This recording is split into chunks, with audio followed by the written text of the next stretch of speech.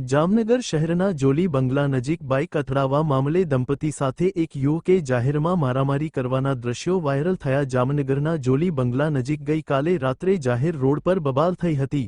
દંપતી સાથે બોલાચાલી થયા બાદ એક યુવાને થપ્પડો મારી હતી, જે સમગ્ર બનાવ સોશિયલ મીડિયામાં વાયરલ થયો છે। બનાવ સમયે ત્યાંથી પસાર થયેલા સાદા ડ્રેસમાં રહેલા મહિલા પોલીસે પણ યુવકને સમજાવવાનો પ્રયત્ન કર્યો હતો। જાહેરમાં બબાલને પગલે લોકોના ટોળા ઉમટી પડ્યા હતા।